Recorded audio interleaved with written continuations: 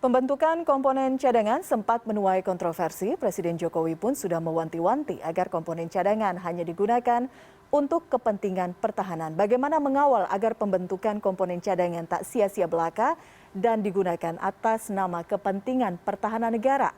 Kita akan berbincang dengan anggota Komisi 1 DPR fraksi Gerindra, Yan Permenas Mandenas, yang nanti akan bergabung bersama kami, dan juga pengamat militer dari Institute for Security and Strategic Studies, Khairul Fahmi, dan Wakil Direktur Imparsial, Ardi Manto Adiputra. Selamat malam, Bang Fahmi dan Bang Ardi. Selamat malam. Oke, kita sambil menunggu Pak Yan nanti akan bergabung juga bersama kita. Saya ke Bang Ardi terlebih dahulu, mewakili Imparsial yang sejak awal mengawal isu ini begitu ya, mengenai komponen cadangan ini. Apa kemudian yang menjadi kekhawatiran utama? Karena sekarang juga sudah secara resmi dilantik oleh Presiden. Ya, pertama cukup surprise dengan statement Presiden kemarin ya, bahwa komponen cadangan itu hanya akan digunakan untuk darurat militer atau dalam situasi perang. Nah, padahal dalam Undang-Undang nomor 23 tahun 2019 ini, itu komponen cadangan bisa digunakan tidak hanya pada untuk ancaman militer atau perang, tetapi juga untuk ancaman hibrida. Begitu. Berarti ini saya khawatir apakah Presiden tidak membaca undang-undangnya begitu ya, atau ada hal yang lain, bahwa undang-undang PSDN membolehkan atau memungkinkan komponen cadangan untuk digunakan untuk menghadapi ancaman hibrida yang definisinya tidak jelas. Ya, karena di dalam undang-undang PSDN itu hanya disebutkan bahwa ancaman terhadap pertahanan negara itu bisa terorisme, bisa komunisme, bisa ancaman narkoba, bencana alam, cyber dan lain sebagainya yang begitu luas gitu ya. Sehingga ini cukup mengkhawatirkan gitu ya, tentang nanti mereka setelah dilatih secara militer itu ya, dan ketika tidak masa aktif atau ketika tidak masa mobilisasi, itu di luar dari kontrol Departemen Pertahanan itu sendiri. Nah, belum lagi ada ancaman pidana ya bagi komponen cadangan ini yang ketika menolak dilakukan mobilisasi. Iya, tadi saya juga sempat berbincang dengan perwakilan dari Kementerian Pertahanan yang memang tadi sempat menyebutkan ya ada beberapa rules begitu mengenai komponen cadangan ini. Tapi saya ke Bang Fahmi terlebih dahulu. Bang Fahmi, urgensinya seperti apa? Apakah memang ini waktu yang tepat? Ada kekhawatiran tadi yang disampaikan oleh Bang Ardi. Iya, kalau secara urgensi ya, Komcat itu kan memang disiapkan bisa dimobilisasi sewaktu-waktu ya dalam rangka menghadapi ancaman yang bersifat dan hibrida. Nah, ancaman hibrida itu kan kira-kira adalah ancaman yang bersifat campuran antara yang militeristik dan non militeristik ya. Tapi juga ada itu tadi ada wilayah abu-abunya, yaitu yang berpotensi melibatkan aktor kekerasan non negara ya, gitu ya. Nah, karena ada persoalan ini, makanya saya juga sebenarnya berharap penyiapan komponen cadangan ini kemudian diiringi dengan penyiapan implementasi konkret melalui berbagai kegiatan penunjang ya. Ini karena belum sebenarnya walaupun Komcat ini memang diperlukan karena amanat konstitusi ya, tetapi saya kira ada banyak hal yang juga perlu disiapkan gitu ya, seperti misalnya bagaimana mengintegrasikan basis data potensi sumber daya nasional yang dibutuhkan ya, kemudian bagaimana merumuskan formula penghitungan proyeksi kebutuhannya ya. Ya, ini kan terkait dengan skema penahapan, distribusi kekuatan ya, dibandingkan dengan rasio jumlah penduduk, jumlah potensi sumber daya, dan ancaman, indeks resiko keamanan daerah, maupun aspek-aspek lain yang tidak kalah penting supaya kan ini ya apa namanya ada target efisiensi anggaran juga ya, dan itu harapannya kalau ini jelas bisa benar-benar terwujud gitu ya. Tapi kalau soal apa namanya apakah perlu dilakukan sekarang, ya memang saya kira ini apa namanya ini memang kebutuhan dan amanat konstitusi yang harus dijalankan, apalagi undang-undangnya sudah tersedia gitu ya. Cuma kemudian ada hal-hal itu yang perlu dibereskan menurut saya begitu. Artinya dari sisi regulasi atau secara undang-undang ada celah yang belum diatur secara lengkap. Iya, ya memang menurut saya apa namanya undang-undang PSDN sendiri ini memang memiliki sejumlah kelemahan, walaupun apa namanya pembahasannya juga cukup seru ya Pak di DPR pada waktu itu. Tapi memang ada beberapa kelemahan, dan bahkan menurut saya ya apa namanya di saat pandemi ini di situ tampak ya apa namanya salah satu kelemahan undang-undang PSDN, di mana kita justru tidak bisa melibatkan apa namanya komponen cadangan ini dalam hal penanganan pandemi ya, sehingga kemudian kita lihat pemerintah ini bahkan sibuk bagaimana memobilisasi relawan-relawan di mana-mana, padahal sebenarnya kalau Komcat ini apa namanya diatur bisa digunakan untuk apa namanya terlibat dalam penanganan pandemi ya, membantu penanganan pandemi misalnya, itu juga akan bagus begitu. Baik, Bang Fahmi sudah bergabung juga bersama kita, anggota Komisi 1 DPR dari fraksi Gerindra, Yan Permenas Mandenas. Pak Yan. Ya, selamat malam Mbak. Selamat malam. Nah, ini kita tanya Pak Yan karena di DPR yang kemudian membuat regulasi undang-undangnya. Kita berbicara mengenai komponen cadangan. Tadi sudah disampaikan oleh Bang Fahmi dan juga Bang Ardi, mungkin ada celah-celah yang secara regulasi belum secara lengkap diatur, terutama saat ini kita tahu kondisi pandemi, apakah kemudian komponen cadangan bisa dimobilisasi untuk kepentingan penanganan pandemi? Terima kasih Mbak. Sebenarnya perlu saya jelaskan bahwa komponen cadangan ini sudah direncanakan jauh sebelum pandemi COVID-19 ini kita alami bersama ya. Dan yang kedua, komponen cadangan ini dibentuk berdasarkan amanat Undang-Undang Nomor 23 Tahun 2019 tentang pengelolaan sumber daya nasional ya untuk pertahanan negara. Nah kemudian Komcat yang dibentuk oleh Pak Prabowo juga ini atas perintah amanat Undang-Undang Dasar tahun 1945 tentang pertahanan negara yang merinci sistem merata dalam 3 komponen, yaitu komponen utama ya, kemudian cadangan dan pendukung. Nah, itu mewajibkan negara untuk menyiapkan sistem tersebut secara dini dan paralel. Nah, sehingga saya pikir ini bertepatan dengan Pak Prabowo ditunjuk Pak Jokowi sebagai Menteri Pertahanan, beliau merasa penting untuk membentuk komponen cadangan berdasarkan amanat Undang-Undang 23 tahun 2019 yang sudah ditetapkan oleh DPR. Nah, dalam rinciannya tentunya penggunaan kekuatan komponen cadangan ini ya akan digunakan sesuai dengan kebutuhan berdasarkan permintaan Panglima TNI kepada Presiden, dan juga Presiden akan mendapatkan pertimbangan dan persetujuan DPR. Jadi tidak serta-merta bisa digunakan untuk kepentingan-kepentingan politik dan lain sebagainya. Yang kedua, memang komponen cadangan ini dibentuk mungkin karena baru, jadi banyak pro dan kontra. Tetapi Indonesia ini lazim segala sesuatu yang baru itu kan banyak pro kontra itu biasa. Tetapi nanti dalam proses perjalanannya nanti kita sama-sama bisa mengawasi dan melakukan evaluasi secara bersama-sama.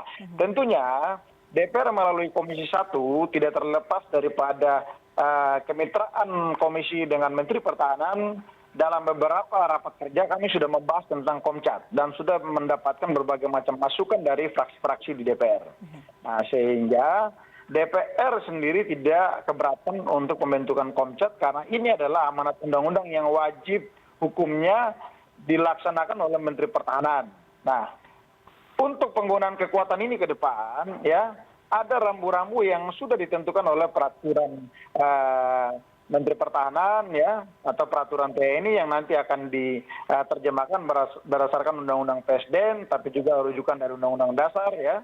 Maka penggunaan kekuatan pun juga akan diatur sedemikian rupa. Nah, dan penggunaan kekuatan cadangan ini karena melihat beberapa potensi-potensi ancaman. Nah, misalnya potensi ancaman dari luar maupun dari dalam. Sehingga Komcat ini memang sudah seharusnya Indonesia memiliki komponen cadangan dari dulu. Dan saya pikir zamannya Pak Ria Misa Triakudu jadi Menteri Pertahanan juga sudah sempat dibunyikan juga. Cuman tidak terrealisasi.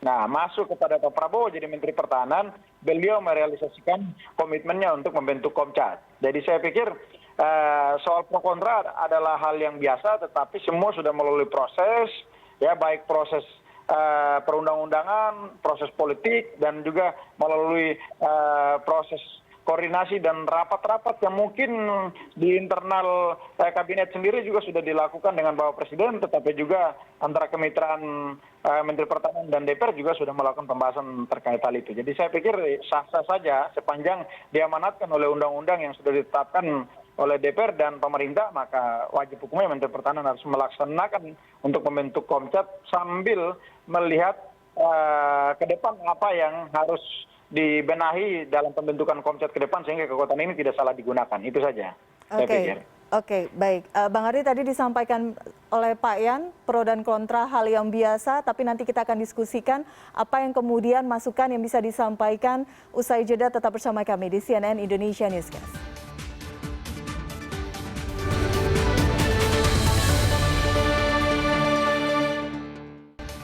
Baik, terima kasih Anda masih bersama kami. Saya ke Bang Fahmi, tadi mendengarkan penjelasan dari Pak Yan, anggota Komisi 1, pro dan kontra biasa saja begitu, tinggal menunggu bagaimana kemudian implementasinya dan berjanji pengawasan akan efektif dilakukan. Ada komentar mengenai ini?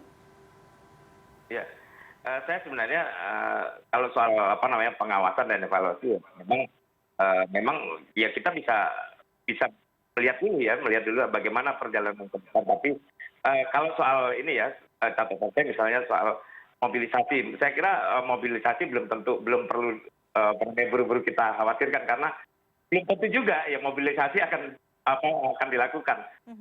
Artinya ini kan ada masa aktif, ada masa tidak aktif. Masa aktif kan hanya pada saat para personil Komcat ini mendapatkan pelatihan dan dan dimobilisasi. Nah, sementara masa tidak aktifnya ini yang sebenarnya lebih panjang gitu ya.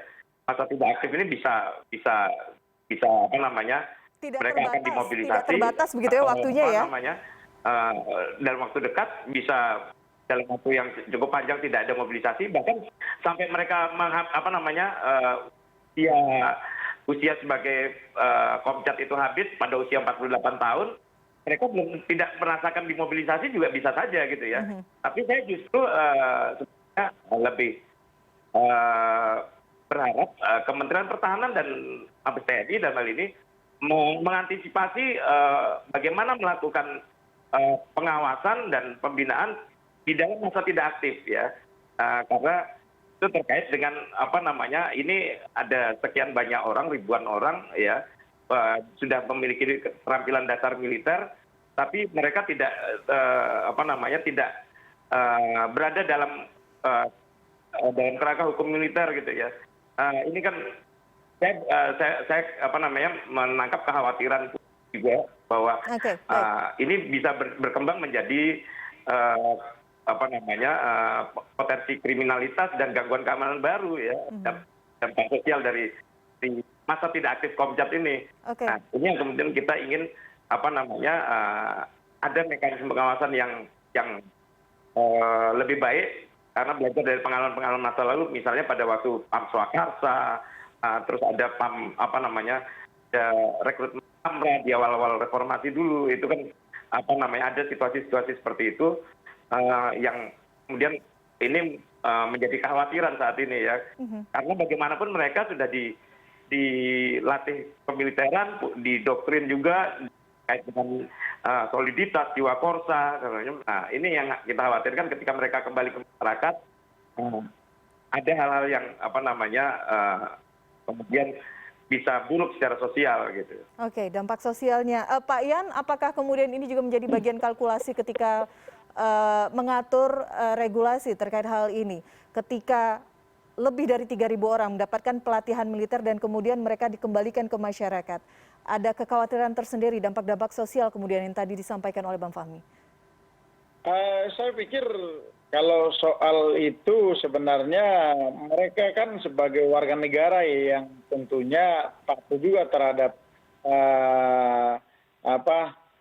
tata cara bernegara dan juga aturan-aturan dan sanksi-sanksi baik itu perdata maupun pidana yang selama ini berlaku di negara kita untuk setiap warga negara. Jadi saya pikir mereka ini kan tidak masuk dalam komponen militer itu, tapi mereka ini adalah komponen cadangan yang memang dibentuk dari rakyat sipil.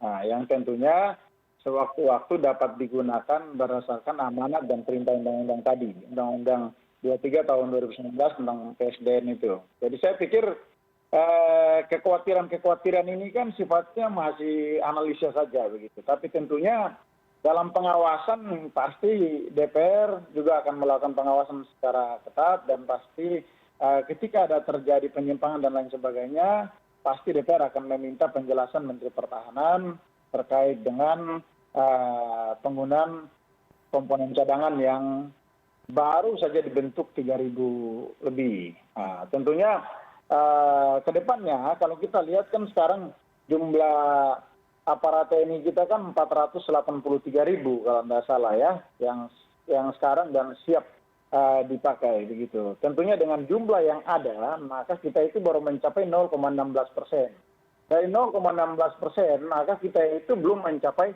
angka ideal untuk menggunakan SDM yang tersedia di tubuh TNI sendiri. Jadi saya pikir langkah-langkah yang dilakukan oleh Menteri Pertahanan atas persetujuan Pak Jokowi dan atas perintah dan amanat Undang-Undang Nomor 23 Tahun 2019, saya pikir itu sudah sangat tepat sekali untuk bisa menjawab ya kegelisahan kita hari ini apabila terjadi ancaman-ancaman yang tidak kita duga. Gitu.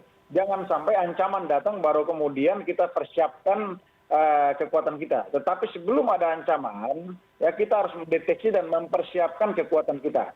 Sama seperti negara-negara lain ya, baik itu Amerika yang hampir 50% kekuatannya juga dipersiapkan oleh rakyat sipil, kemudian Brasil yang hampir sebagian besar adalah rakyat sipil yang dipersiapkan juga untuk membackup kekuatan militernya. Begitu pula negara-negara Asia baik Korea ya, Singapura dan negara-negara tetangga kita juga termasuk Filipina mempersiapkan itu. Jadi saya pikir tidak salahnya kita ini negara yang berbatasan dengan beberapa negara langsung di sekitar kita ya yang ada di Asia Tenggara ini, baik itu Singapura, Malaysia, Filipina, kemudian Papua Nugini, Australia. Jadi memang sudah saatnya kita juga harus mempersiapkan komponen cadangan dari rakyat sipil yang sewaktu-waktu kita bisa menggunakan kekuatan mereka apabila terjadi urgensi dalam penggunaan kekuatan militer kita yang membutuhkan dukungan dari rakyat sipil. Dengan demikian saya pikir langkah-langkah pembentukan komponen cadangan dengan latihan dasar yang diberikan untuk dasar-dasar militer sebagai pegangan mereka ya, untuk suatu saat kita bisa gunakan, ini adalah langkah-langkah yang sangat tepat dan strategis sekali untuk membaca peluang-peluang tantangan dan ancaman ke depan yang nanti akan kita hadapi. Bahkan mungkin perlu kita juga mempersiapkan untuk mendeteksi agar tidak terjadi ancaman terhadap kita dengan kekuatan yang kita miliki hari ini. Oke, Bang Ardi ada komentar? Ya, pertama ini soal urgensi ya, soal urgensi saat ini